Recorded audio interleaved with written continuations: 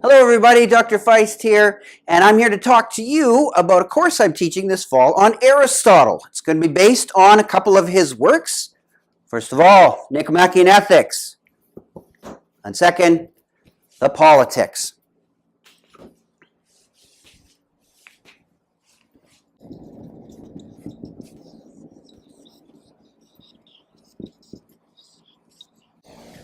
Now, I talk about these books, but of course they're not all of Aristotle's works, and they are based on other aspects of Aristotle's work. Aristotle, for instance, was one of the first writers on logic.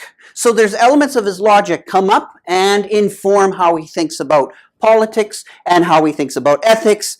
Aristotle wrote on physics. So that too plays a role. Of course, another element of Aristotle's work, biology, again plays a role. Finally, in terms of his own work, the metaphysics. All these works are, shall we say, running in the background of Aristotle's mind as he's thinking about ethics and as he's thinking about politics.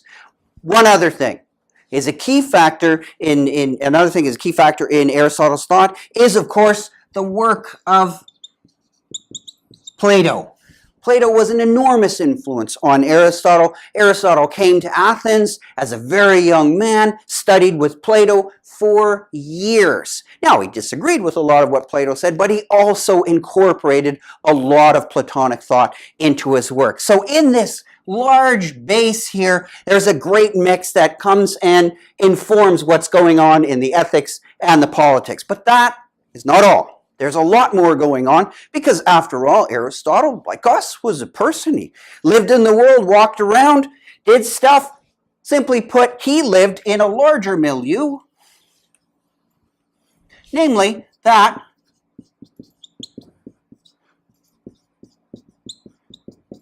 of Greek society.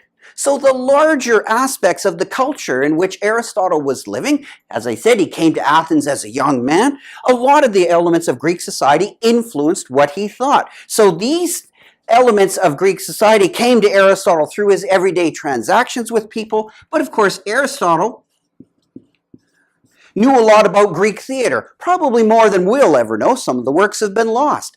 But a lot of the ideas that were in Greek theater expressed by the great writers, they too make their way into Aristotle's thought. Elements of society that come in are societal's norms and values that we all live with. Aristotle lived with his too. So when you look at elements of the Nicomachean Ethics, you will find standard ideas that were indeed popular or at least present in Greek society of the time. A couple of these that come out that are quite controversial today, indeed, are the views on women. Those are extremely controversial today as to what Aristotle said. So he's taking ideas from his society. He's also got certain views about biology. Those too inform his views on men and women and the roles they play, and those eventually make it up into the ethics and the politics. And we'll look at those aspects of it. But of course, another one that's quite controversial, to say the least, is Aristotle's views on slavery. He says some quite, well, at least to the modern ear, some very horrific things about the notion of slavery. He thought it was a natural part of human existence. So what did he mean by that? Why did he think that? Now, what was all this, so we say all this stuff at the base coming up and informing the ethics and the politics? What was it all for? Well, today we normally talk about a split between ethics and politics. We have books on politics, we have books on ethics. Aristotle's two different books were, at least to him, to be a part of one, shall we say, book on it. That is, it was an attempt to bring about or to create or foster or develop the ethically informed and politically active citizen.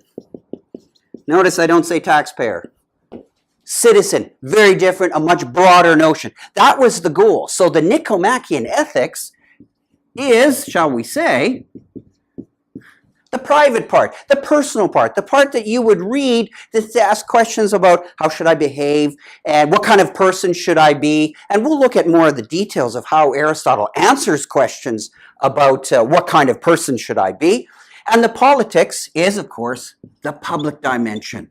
So you can think of them as really two parts of the whole notion of an ethic is its private and its public part.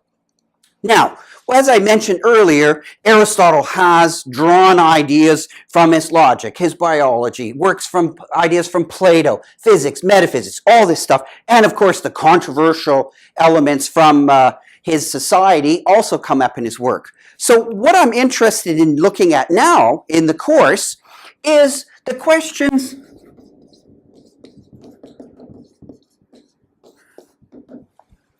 couple of questions. There'll be more, but we can look at these for the moment.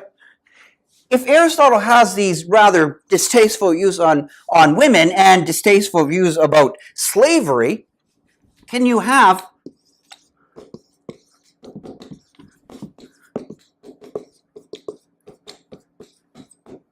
a non-sexist Aristotle or a slave or a version of Aristotelian thought that is not in any way condoning of slavery? So why do I want to ask that? Well, what I'm trying to figure out and what we want to look at in the course is, can you separate the ideas of Aristotle from the distasteful elements of their social context? So is this even possible? And in today, the way people are analyzing text, it's quite a living and important question, because we have to ask ourselves, what is Aristotle, if anything, what does Aristotle, if anything, have to say to us today? What can we take away from him in terms of topics dealing with slavery, with women, and of course, in a general framework in terms of ethics and politics altogether? Also,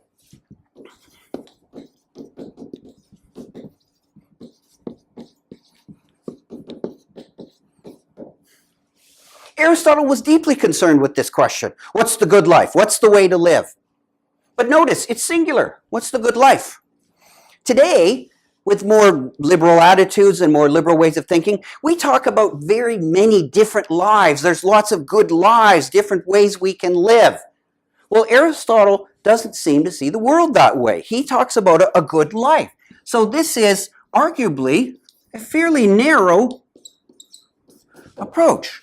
He asks at the beginning of his Nicomachean Ethics, he says, what you should do when you start your ethics is to look at the society that you live in.